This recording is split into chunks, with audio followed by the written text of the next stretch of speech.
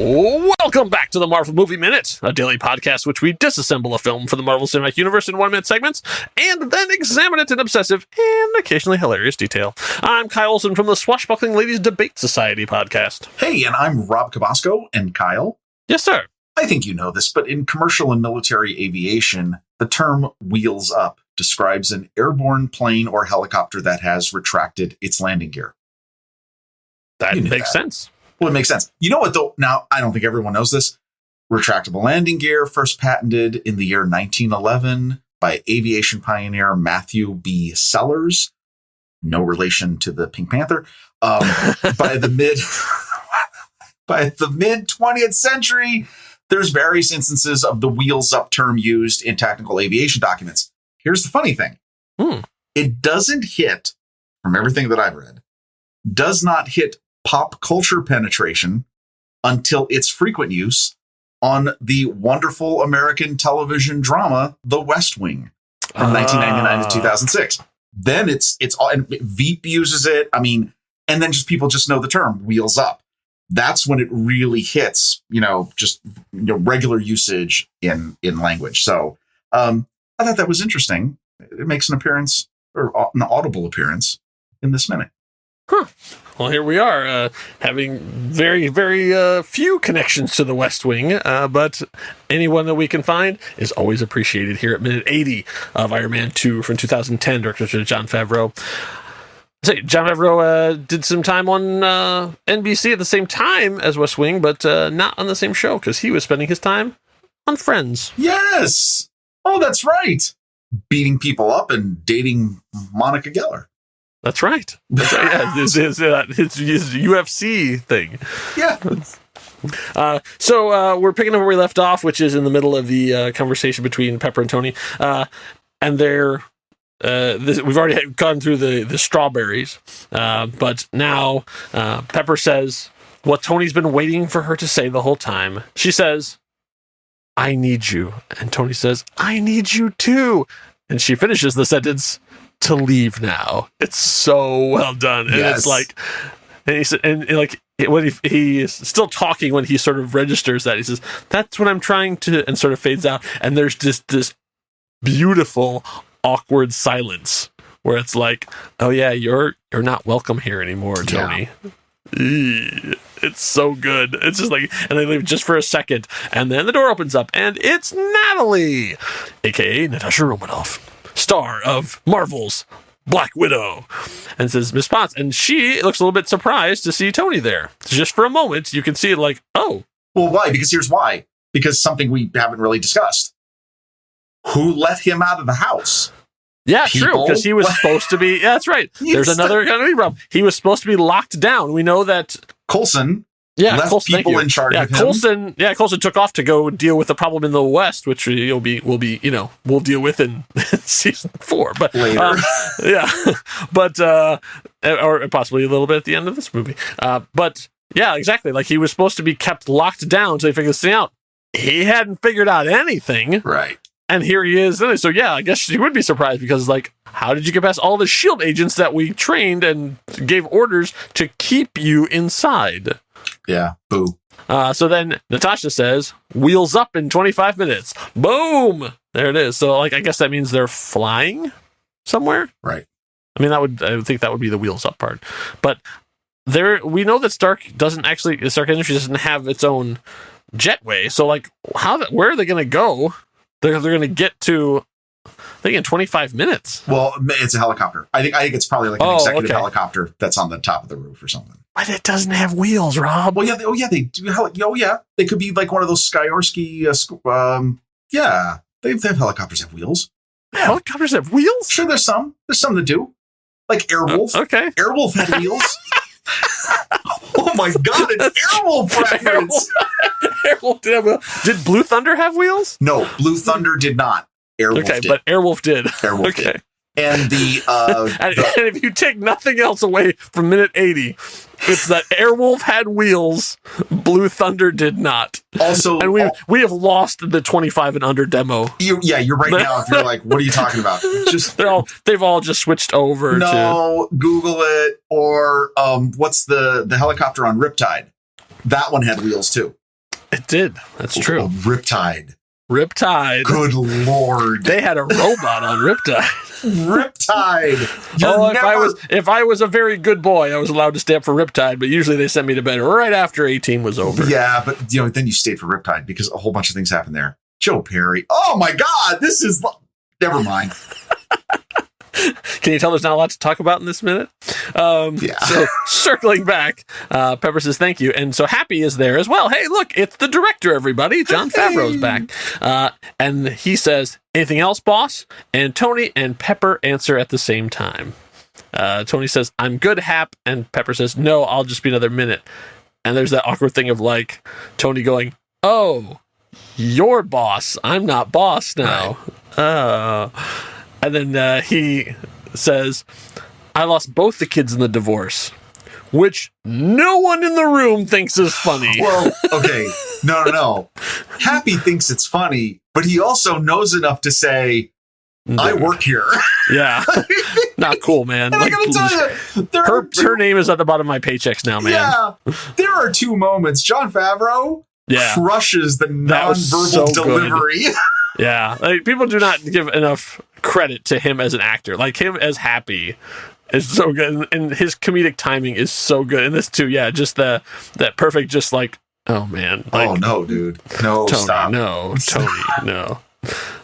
And then Tony continues on his, I don't know, dickish tour, yeah, a little bit, and says to Natalie, quote unquote, "Are you blending in well here, Natalie?" Okay. Here at Stark Enterprises? No. The look she gives him. I know. Wait, so good. In the previous 67 seconds, you thought Pepper was giving him the eye, the death ray. Natalie, Natasha, right? She murders him where he sits. Yes. It's crazy. But in such a precise, controlled way, too, because she knows Happy's on the other end of the room looking at her. Yeah. So she just shoots him this death glare, but not like, how dare you? We're like, what? Oh, no. I'm exposed. Like, it's sort of like, really, little man, you're going to do this? It's so good. No, it's really well done. The only thing to note here is that we get finally the full, better view of the monitor that I know I've been going on about for the last few minutes. This is monitor mystery. It's an XPS. Okay, and what you'll see here is, since we finally got this, I still think there are two monitors. I don't think there's three. Because the divot that I talked about is only on the back side of the monitor, but this is the one that has the speakers integrated on the side. There's still not that. That is not the monitor that's in the very first part of the scene, but whatever. And that's a Dell monitor, right? Yeah, Dell XPS. XPS is Dell? Yeah. Okay, so let's get a little bit nerdy. Is this an all-in-one? I think because I don't see anything connected to it. No, there is. But at the time, I don't think the XPSs actually had, or at the 2010, I don't think they had an all-in-one that was this small. Ooh, could be. There could be something. I work in a lot of those because I work in education and we keep technology around until it dies. Right. The all-in-ones from just a couple of years ago are still ginormous. No, it looks like... I think it really is literally just a monitor. Yeah, I think it is just a monitor too. Everything else, because there should be a desktop we got to, but because it's Stark Industries, I'm sure they are having you think that it is there, because there's no... normally she would have a giant box sitting on the ground, right? And she does. It's connected to, and she definitely is not. Right? Yeah. No, a little trickery going on there, as we know about, but anyway, somewhat of a solution to the mystery of the monitor. Yeah. So Tony continues on his, almost outing an agent of the federal government who's doing her job. He says, "Your name is Natalie, isn't it?" So then Tony then redirects and he says, "I thought you two didn't get along." And Pepper's like, "No, that's not so." And so Tony says, "It's just me you don't care for." No, nothing. And I gotta say, once again, the acting in this scene is so great because Gwyneth Paltrow does the smallest head turn. Yes. And it tells you everything. So he says, "It's just me you don't care for it." She doesn't say yes or no or anything, or even like you just see her slightly turn her head like, well. You're not wrong.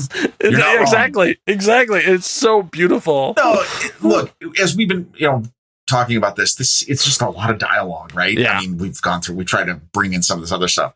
But here's the deal. It works, even though it seems like it's going on longer than you think, because the acting is so great and it's so natural and it's funny and it's awkward and there's uncomfortable parts to it, but they just bash it completely with how great the performances are. Yeah. And this minute, I would say this minute makes the rest of it, because like it's been a long slog getting here, but this minute is so crackling that this is why they let him do what he does, because like there's just that bouncing back and forth, Preston Sturgis kind of like dialogue thing that happens here, that when it works so well. Well, and then the cherry on the top is we cut to behind the desk. We see all four characters in the frame. Yeah. Pepper is walking out the door, passing Happy. Happy's looking at her like, "Yes, ma'am," right? The moment she passes him, he then just does that turn of the palm to Tony, like, dude, what are you doing? What do you want me to do? I got a job, man. Which is so awesome. I gotta tell you, like, when we've talked about this going all the way back to the early part of the movie, the boxing scene, right? Yeah. And we saw the sort of and I think this is why they say this specifically. He has the moment where he says, "I thought you guys were not good." That's referencing what we talked about, a little bit of the sexual tension between these characters when Natalie comes in. No, the older woman, younger woman thing. I mean, we talked about that probably ad nauseum. And I think this is a great moment where Tony gets to, this is him showing that, we get it. That's what's been going on here. And at the same time, you get to be reminded that Natalie is good at her job and she is able to transform and hide any type of emotion in any of this. Because Pepper has no clue. Exactly. No clue that there's actually something going on here. That she's not exactly what she appears to be, which is a very competent employee. Right. And in a time of instability, she's something someone that Pepper can rely on. Right. Because she's really good at her job. That's the thing about Natasha, is she is really efficient, so she's not just there to be a pretty face. So now this is interesting in that, now let's go back to the incident at the birthday party. She was not very happy with Natalie there. No. But she was okay with Rhodey. Clearly it's flipped. I know. I mean, because the last time that we saw the two of them interact was when she was yelling at her right before the Iron Men crashed through the ceiling. So it's implied, if you're really paying attention, as you should be. Yeah. There's clearly some stuff that's happened behind the scenes that Natalie clearly did her job to earn her back into the good graces of Pepper. Yes. While Tony was watching home movies. Yeah. The two of them went like, "Are we really fighting about Tony Stark? Come on. You know what would be amazing? We're better than this." Wait, hold on. Wouldn't it not be amazing if they said, "Hey, we got to manipulate Tony. We got to manipulate him with Pepper." Right? And to do that, we've got to mess with him. We've got to make sure that they can't resolve their solution. Hey, you get an agent. You tell him to get a truckload of strawberries. You park along the PCH between the house and the office. He stands there and waits. I mean, wouldn't that be incredible if that was Alejandro was a secret Stark agent? Yes, because they want to just destroy it. That Pepper, you walk in with strawberries and Pepper's like, "There is no way you're going to fix this. I want you dead. You suck." I'll do you one better. I think he was a S.H.I.E.L.D. Skrull. Oh my God.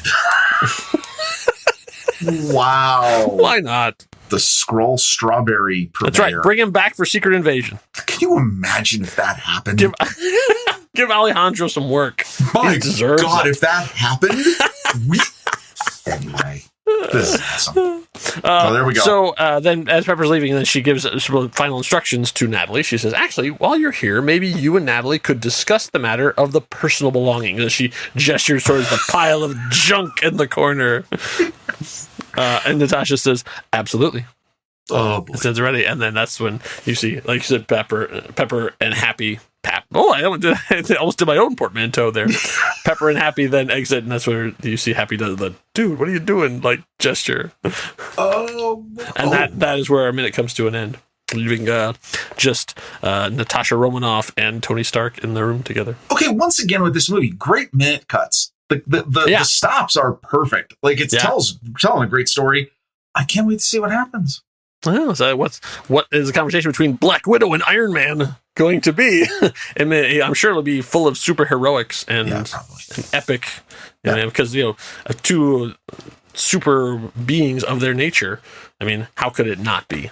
But you have to turn it into minute 81 to find out for real. If you're getting ready to wheels up and get out of here, and of course we want you to be safe doing that, you're probably looking for maybe a new shirt, maybe a mask, maybe some other paraphernalia that you can take on your safely executed trip. There's only one place that you should do that. You should go and get yourself some incredible Marvel Movie Minute merchandise. That's right. You have our logo on pretty much whatever you'd want it to have it on. You can have it on pillows. You can have it on masks. You can have it on magnets. Phone cases, exactly. Stickers. For any kind of phone you would like. Stickers, that's right. Wherever you want to have our logo. And for our rest of our family of shows, the merchandise is also available for them as well. So check it out at nextreel.com/merch and buy yourself something pretty. Yay. Make sure you're back here for minute 81 when we have another classic face-off between Iron Man and Black Widow, except that it's Tony Stark and Natalie having a domestic conversation. But it's still riveting, probably. Well, but you don't want to miss it. No martinis, no watches. Guaranteed. Enough said. Bye.